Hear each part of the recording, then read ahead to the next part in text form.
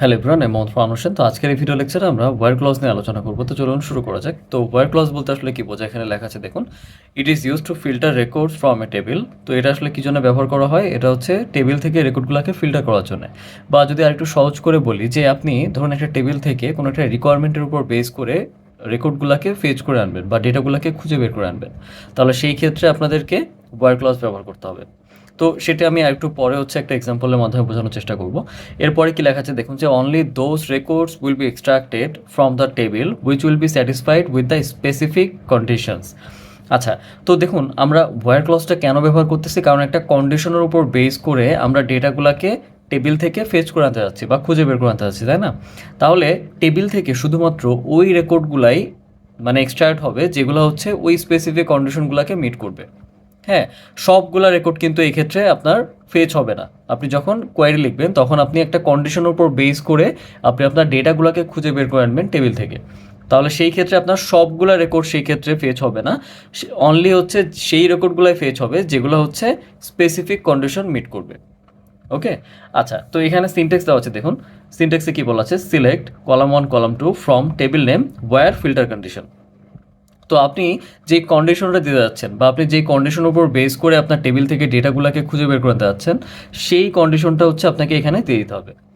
ওকে, তো এখানে দেখুন যে যেই পোর্শনগুলো কালার পেনতে লেখা আছে এগুলোকে আপনাকে অ্যাজ ইট ইজ এভাবেই লিখতে হবে। হ্যাঁ, আচ্ছা, তো এখন আসে হচ্ছে একটা এক্সাম্পলে, যে এখানে দেখুন যে আমাদের কাছে একটা টেবিল আছে, স্টুডেন্ট টেবিল। এখানে হচ্ছে 3টা কলাম আছে, আইডি, নেম এবং হচ্ছে এইজ। আচ্ছা, তো এখন আমি চাচ্ছি যে এই টেবিল থেকে ওই সকল স্টুডেন্টদের আইডি, নেম বের করে আনো যাদের বয়স 18 বছর থেকে উপরে, ঠিক আছে, বা 18 বছর থেকে বেশি। হ্যাঁ, তাহলে আমি কি করতেছি, আমার রিকোয়ারমেন্টের মধ্যে একটা কন্ডিশন আছে, তাই না? যে আমি চাচ্ছি যে এই টেবিল থেকে ওই সকল ডেটাগুলোকে খুঁজে বের করে আনো যাদের বয়স 18 বছর থেকে বেশি, বা এই টেবিল থেকে ওই সকল স্টুডেন্টদের আইডি এবং হচ্ছে নেম খুঁজে বের করে আনো যাদের বয়স 18 বছর থেকে বেশি। তার মানে আমি একটা রিকোয়ারমেন্ট দিয়েছি এবং এই রিকোয়ারমেন্টের মধ্যে আমার একটা কন্ডিশন আছে, যে কন্ডিশনটা এই টেবিলের উপর অ্যাপ্লাই হবে, তাই না? কোন কলামের উপরে? এইজ কলামের উপরে, রাইট? আচ্ছা, তো এটাই বলতেছিলাম যে এখানে যে ওই সকল রোগুলাই কিন্তু এখান থেকে এক্সট্রাক্ট হবে যেগুলা কি করবে, স্যাটিসফাই করবে উইথ দ্য স্পেসিফিক কন্ডিশনস। তো আমি যদি খালি চোখে দেখি যে 18 বছর থেকে বেশি এখানে কারা কারা আছে, এই দুইটা রো, তাই না? ID 1 এবং হচ্ছে ID 2, নেম হচ্ছে ফারহান হোসেন, রাইট? এই দুজনের কি অবস্থা, এই দুজন হচ্ছে 18 বছরের সমান, আরেকজন হচ্ছে 18 বছর থেকে ছোট, তাই না? তো আমি বলছি হচ্ছে 18 বছর থেকে বেশি হইতে হবে, সমান হলে কিন্তু হবে না। তাহলে সেই ক্ষেত্রে আমি দেখতে পাচ্ছি এখানে এই দুইটা রেকর্ড আমার কন্ডিশন মিট করতেছে, তাই না? তাহলে এইটাই হচ্ছে পরের যেই পোর্শনটা, যেটা যেটা এখানে লেখা আছে, যে শুধুমাত্র ওই রেকর্ডগুলাই এই টেবিল থেকে ফেচ করা হবে, বা ওই রেকর্ডগুলোকে এই টেবিল থেকে ফেচ করা হবে যেই রেকর্ডগুলি স্পেসিফিক কন্ডিশন স্যাটিসফাই করবে। হ্যাঁ, আচ্ছা, তাহলে এখন হচ্ছে আমরা এসকিউএল কোয়ারিটা লিখে ফেলি।